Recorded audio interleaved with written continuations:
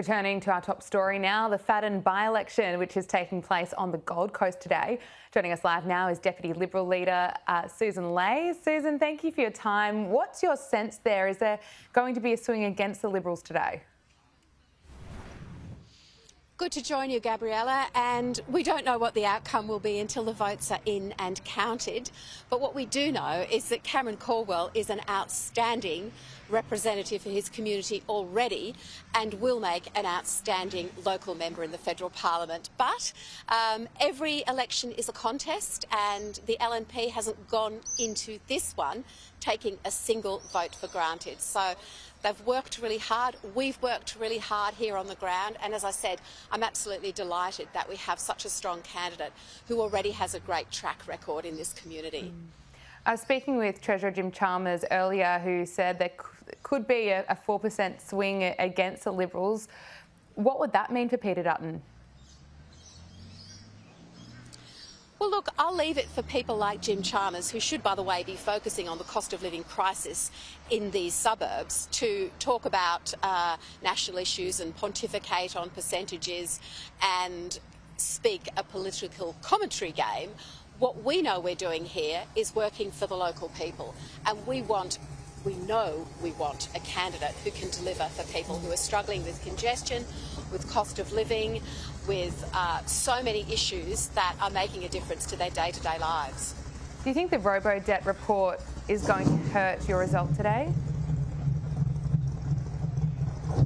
Look, that report has come and gone, and I think everybody in the Parliament has accepted the recommendations, and various statements have been made by those involved, and I'll leave those statements to speak for themselves.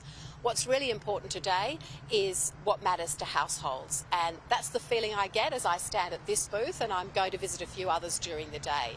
People are worried about what's going to happen to the cost of living increases that are affecting them and their household budgets. They're worried about mortgages, they're worried about rents, they're worried about the future for their families. That's what's front and centre of their mind.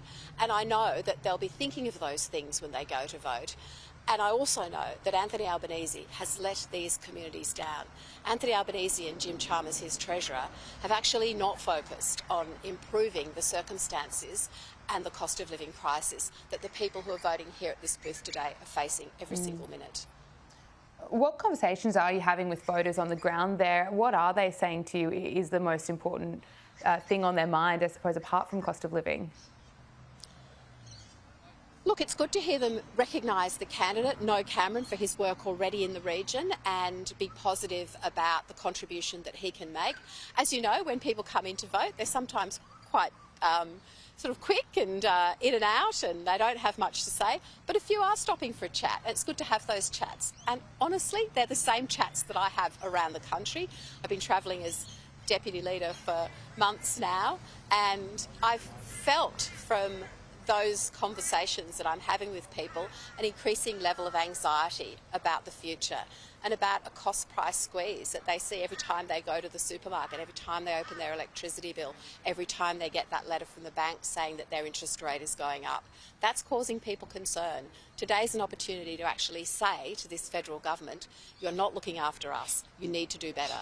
And I know that Cameron Caldwell is the person who can actually take that fight for the people of Fadden up to Canberra. Deputy Liberal Party leader Sussan Ley, thank you so much for your time. We appreciate it. Thank you.